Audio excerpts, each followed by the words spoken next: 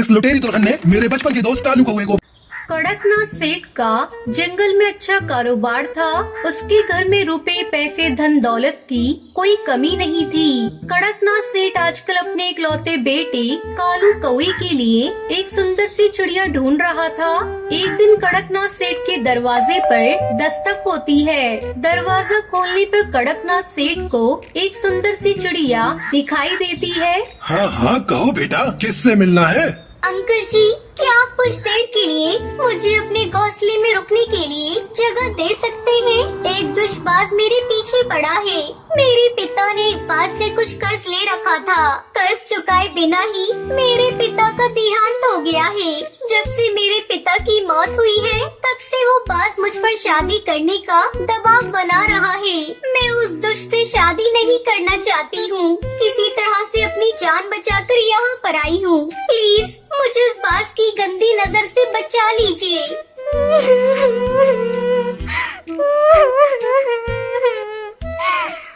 इतना कहकर टुनटुनी चिड़िया फूट फूट कर रोने लगती है। सुंदर चिड़िया की आंसू देखकर कड़कनाथ सेठ को उस पर तरस आ जाता है और वो उसको अपने घर में रुकने के लिए जगह दे देता है। अरे बेटी, रो नहीं तुम, इसे अपना ही घर समझो। जब तक तुम्हारे लिए किसी और जगह का इंतजाम नहीं हो जाता, तुम आराम से यहाँ रह सकती हो। अगले दिन अंकल जी, आज से दोनों वक्त का खाना और घर की साफ सफाई का सारा काम मैं किया करूँगी। अब आपने मुझे घर में रखा है, तो मेरा भी तो कुछ फर्ज बनता है ना। मैं भी आपके काम में हाथ बटाऊं। देखते ही देखते चंद ही दिनों में टुनटुनी चिड़िया कड़कनाथ और उसके बेटे का दिल जीत लेती है। अरे जिस बहू की तलाश में इतने दिनों से कर रहा था, मुझे लगता है टुनटुनी के रूप में मुझे वो बहू मिल गई है। अगर तुम्हें पसंद हो तो मैं टुनटुनी से तेरी शादी की बात चलाऊं। हाँ पापा, टुनटुनी तो मुझे भी बहुत अच्छी लगती है। अगर वो शादी करके हमारे घर आ जाएगी तो हमारा घर तो सच में स्वर्ग जैसा सुंदर हो जाएगा। उसके बाद कालू कौआ और टुनटुनी की शादी की तैयारियां शुरू हो जाती है। कड़कनाथ सेठ अपने इकलौते बेटी की शादी के लिए महंगे से महंगे जेवर और 36 पकवान बनवाता है। खूब धूमधाम से शादी का आयोजन होता है, जिसमें जंगल के सभी बड़े बड़े पक्षी महंगे तोहफों के साथ शामिल होते हैं। शादी के अगले दिन हरिया काका कड़कनाथ सेठ के घर आता है और जोर जोर से दरवाजा पीटते हुए बोलता है, अरे कड़कनाथ भाई साहब, उठिए, आखिर कब तक सोते रहेंगे? अरे सुबह से शाम होने आई है, क्या बात है? आज तो आपके घर का दरवाजा ही नहीं खुला। बार बार दरवाजा पीटने पर भी जब दरवाजा नहीं खुलता है तो हरिया काका पड़ोस के पक्षियों को बुला लाते हैं। सभी पक्षी मिलकर दरवाजा तोड़ देते हैं और घर के अंदर दाखिल होते हैं।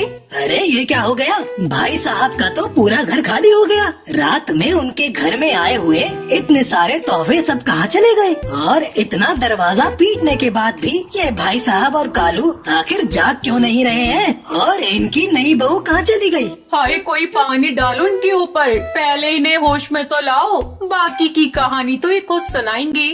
फिर सभी पक्षी कड़कनाथ सेठ और कालू को होश में लाते हैं।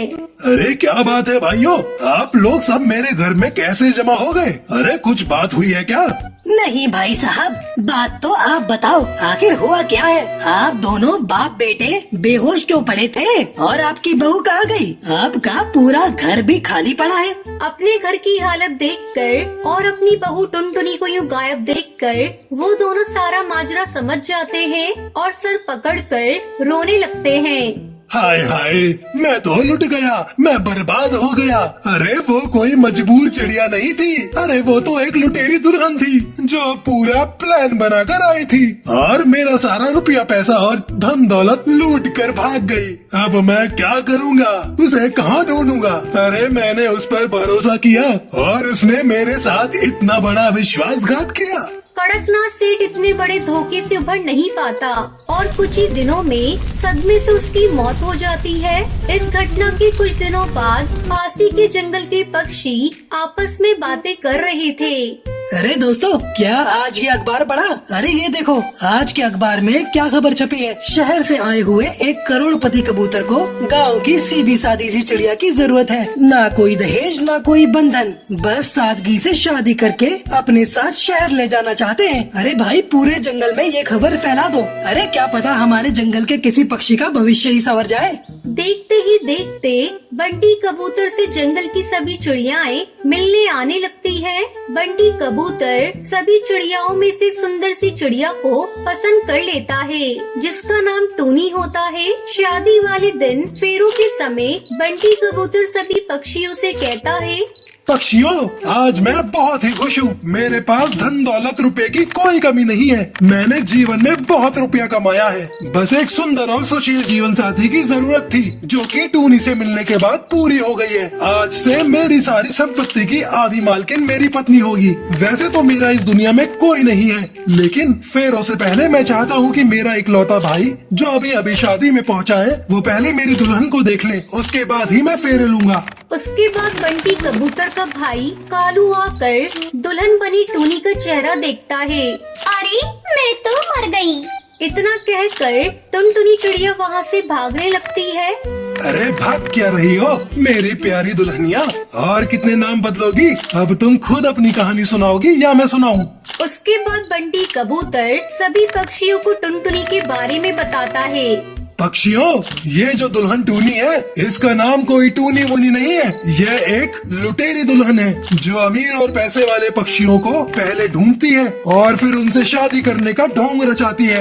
उसके बाद शादी की रात को पूरे परिवार को बेहोशी की दवा खिलाकर सारा रुपया और पैसा लेकर वहाँ से रफू चक्कर हो जाती है। इस लुटेरी दुल्हन ने मेरे बचपन के दोस्त कालू कौए को भी ऐसे ही फंसाया था, जिसके कारण उसके पिता इस दुनिया को छोड़कर चले गए। बस तभी से मैंने इस लुटेरी दुल्हन को पकड़ने का निश्चय किया और अखबार में एक विज्ञापन निकाला। मैं जानता था कि ये जरूर मुझसे शादी करने के लिए आएगी। बस इस तरह मैंने योजना बनाई और इस लुटेरी दुल्हन को सबके सामने ले आया। बंटी कबूतर की बात सुनकर सभी पक्षी उस लुटेरी दुल्हन को पुलिस के हवाले कर देते हैं। बाद में कालू को उसके घर से अपना लूटा हुआ रुपया और जेवर भी वापस मिल जाता है।